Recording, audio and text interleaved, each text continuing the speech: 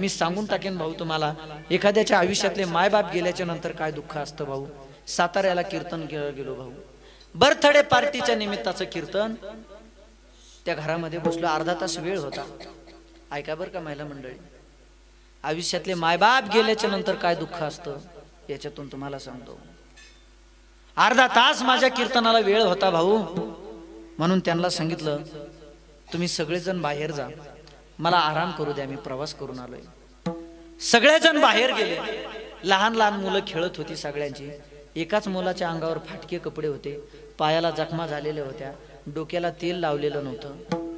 सगळ्या मुलांना मी बाहेर काढून दिलं आणि त्याला बोलता बोलता त्या घरातल्या भिंतीकडे माझं लक्ष गेलं भाऊ. तर त्या भिंतीकडे पाहिल्याच्या नंतर एक 25 वर्षाची तरुण मुलगी आणि तिच्या शेजारी एक 30 वर्षाचा मुलगा, ह्या दोघांचे फोटो लावलेले दिसले, हार घातलेले होते. मला संशय आला, ही एक तर घरातला मुलगा आणि सून असावी किंवा लेक किंवा जावाई असावेत. पण त्या मुलगा रडत होता कोपऱ्यात बसलेला. मी विचार केला, अरे बापरे, सगळे मुलं आनंदानं केक खातायत, कुणी चिवडा खातायत, नवे कपडे घालतायत, पण हा एकटा मुलगा रडतोय. नेमकं याला प्रॉब्लेम काय असेल, याला अडचण काय असेल. त्या मुलाला जवळ घेतलं भाऊ आणि म्हणलं, का रे बाळा, सगळे मुलं आनंदाने उड्या मारतायत, तू एकटाच का असा बसलायस. त्यानं डोळ्यात पाणी आणलं भाऊ आणि सांगितलं, महाराज मला शाळेत जाण्यासाठी दप्तर नाही. अरे म्हटलं, बाळा शाळेत जाण्यासाठी दप्तर नाही एवढंच ना, फक्त तुझ्या आई वडिलांना सांग, ते देतील तुला दप्तर घेऊन. तो म्हटला, महाराज माझे मायबाप माझा ऐकत नाहीत. त्याच्या भाषेत बोलला तो. बरं ऐकत नाहीत ना, मी सांगतो तुझ्या मायबापाला, माझं ऐकतील ते. म्हटलं अजून काय अडचण आहे. त्यानं सांगितलं, बाबा माझ्या पायाला जखमा झाल्यात, लोकांची मुलं स्कूल बसनं शाळेत जातात, कुणी सायकलवर जातंय, मला 5 किलोमीटर पायी जावं लागतं बिगर चपलेचं. बघा ना माझ्या पायाला केवढे फोड आले. तो ठीक आहे. अरे म्हटलं तुझे आई वडील घेऊन देतील तुला चपला, त्यांनी नाही घेऊन दिला तर मी घेऊन देतो, पण मला आई वडील दाखव. तेच सांगतो ना महाराज, सांगा ना तुम्ही महाराज आहात ना. म्हणलं हो बाळा, माझे मायबाप बोलतील का मला, तुम्ही बोलायला लावताल का. अरे म्हटलं तुम्हाला फक्त तुझे मायबाप दाखव, मी तुझ्या मायबापाला बोलायला लावतो. भाऊ ऐका ना, त्या पोरानं देवा म्हणून मोठ्यानं हंबरडा फोडला बर का. असा हंबरडा फोडला, माझ्या कमरेला मिठी मारली आणि त्या बोरानं त्या घरातल्या भिंतीवर असलेल्या त्या 2 फोटोकडे बोट केलं आणि मला सांगितलं, महाराज ते माझे मायबाप आहेत. सांगा ना माझे मायबाप मला कधी बोलतील. रोज माझे शिक्षक मला अंगावर शाळेचा ड्रेस नसल्यामुळे मारतात. मी त्या फोटो समोर उभा राहून रडतो, अगं आई, अगं कधीतरी तुझ्या बाळ्याचे हाल बघ ना आई. हे तुझं लेकरू बिगर ड्रेस तर शाळेत जातंय, रोज मार खातंय आई, का तुझी माझी दया येत नाही का तुला आई. कधीतरी माझ्या बापाला हाका मारतो, महाराज बाबा तुम्ही जर असतात तर लोकांच्या इथं सालाने राहिला असतात, लोकांच्या घरी काम केलं असतं, पण बाबा मला बिगर चपलीचं तुम्ही फिरू दिलं नसतं बाबा.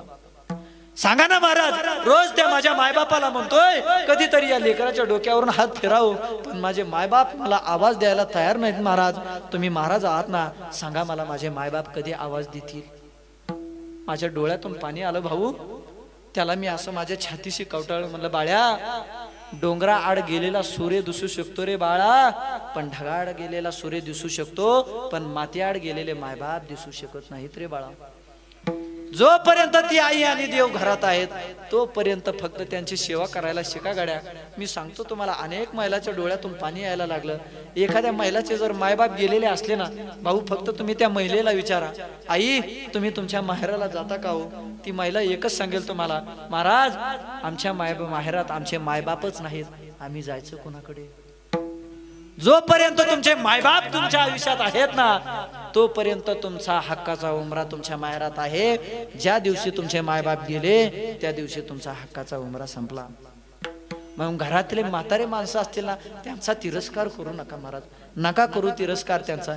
एक कारण सांगतो, म्हातारे मायबाप झाल्याच्या नंतर किती दिवसाचे असतात तो, आणि काही नसती म्हाताऱ्या माणसाची इच्छा एकच असते, माझ्या लेकरानं आम्हाला गोड बोलावं, माझ्या सुनेनं आम्हाला चांगलं बोलावं. ह्याच्यापेक्षा मोठी इच्छा काहीच नसते.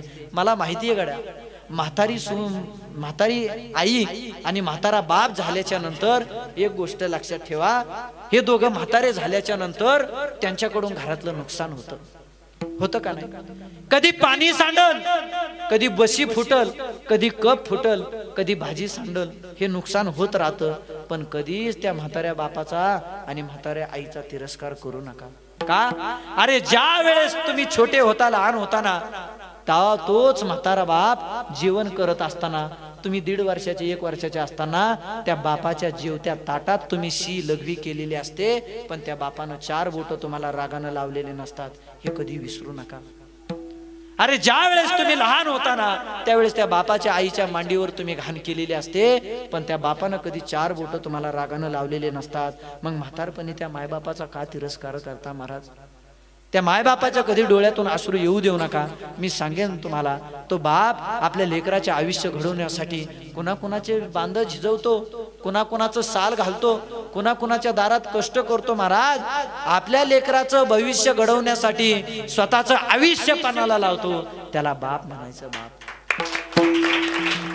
आणि लक्षात घ्या, मी सांगून जातो भाऊ, आपल्या मुलीला चांगला नवरा मिळत नाही म्हणून चुली पुढे बसून रडणारी आई सगळ्या घराला दिसते.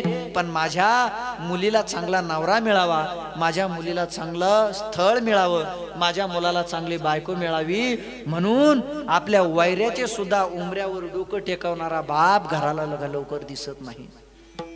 तो बाप जर जाणून घ्यायचा असेल तर एखाद्या दिवशी त्या बापा झोपल्याच्या नंतर बापाच्या डोक्याखालची उशी घ्या. जेवढं दुःख असतं ना, तेवढं दुःख तो बाप त्या उशीमध्ये तोंड खुपसून रडून रडून व्यक्त करतो. बाप कष्टाचा काबाडी ऊस मळ्यात तोडतो या, माझा कंठ दाटतो या, गोष्ट बापाची सांगताना.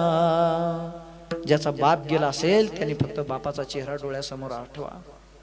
बाप कष्टाचा काबाडी ऊस मळ्यात तोडतो या, भाकर पोरांना देऊन कांड ऊसाच चाकतो या. आली जत्रा गावाची बाप जत्रला जायाचा, उधार पाधार कापड पोरांना आणायचा.